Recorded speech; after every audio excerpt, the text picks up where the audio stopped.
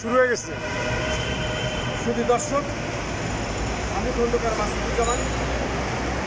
আমি দীর্ঘদিন ধরে এই জাতীয় প্রেস ক্লাবের সামনে এভাবে আমার পিতা ও ভাই হত্যার বিচারের দাবি জানিয়ে আসি এবং আজকে শুক্রবার পবিত্র জুম্মার নামাজ শেষে এসে আমি আবার দাঁড়িয়েছি জাতীয় প্রেস ক্লাবের সামনে।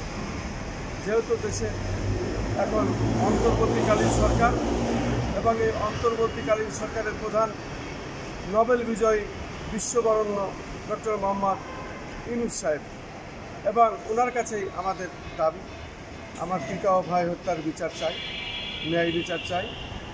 এ পর্যন্ত যতবার আমরা এই বিচারের দাবি জানিয়েছি ততবারই আমরা মনে হয় যেন সরকারের কাছাকাছি যাই, কিন্তু সরকার আসলে এটা কে চালায় বা কারা চালায় আমরা বুঝি না।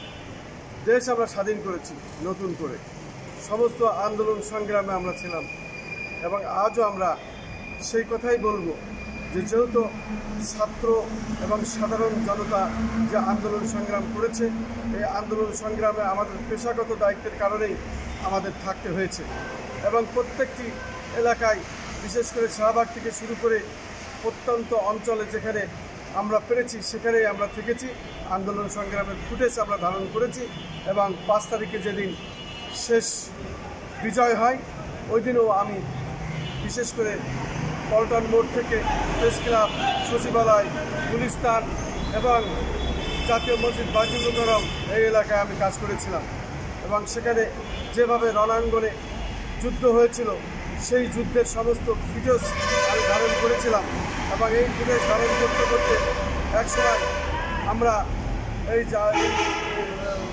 সচিবালয়ের কর্নারে যখন আসি প্রেস ক্লাবের কাছাকাছি তখনই শুরু হয়ে যায় আবার যুদ্ধ। তখন বিভিন্ন দিক দিয়ে ইট পাটকেল, টিয়ার সেল এবং রাবার বুলেট বিভিন্ন রকমভাবে নিক্ষেপ শুরু হয়ে গেল। তবুও আমরা আমাদের অবস্থান থেকে আমরা এক চুল সরি নাই, আমরা আন্দোলন করেছি, সংগ্রাম করেছি। এক পর্যায়ে আমাকে রাবার বুলেট লাগে এবং কাঁদানি গ্যাসে ইট পাটকেলের আঘাতে আমি আহত হয়ে যাই এবং অজ্ঞান হয়ে পড়ে যাই।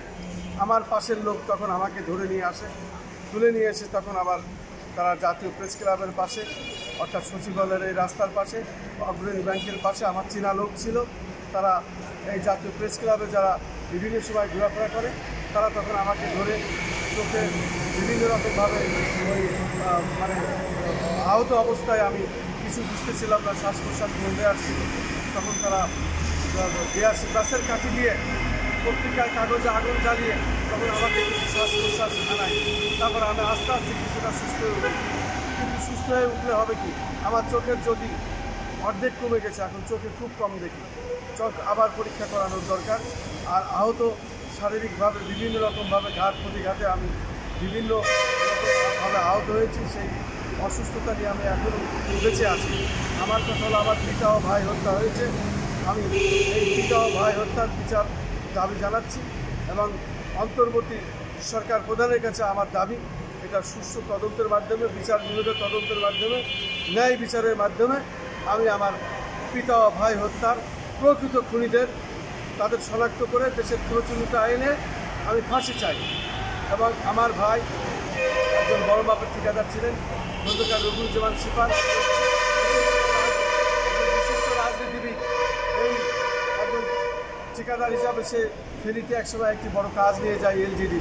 এই কাজটি যখন সমাপ্ত করার সাথে সাথে তখন জয়নাল হাজারী সে তার বাহিনী দিয়ে তাকে ধরে নিয়ে যায়, ধরে নিয়ে গিয়ে ব্যাংকের ম্যানেজার, জনতা ব্যাংকের ম্যানেজার, তাকেও ধরে এনে এবং একটি ঘরে বদ্ধ করে সমস্ত টাকার চেক সে জোর করে লিখে নিয়ে নেয়।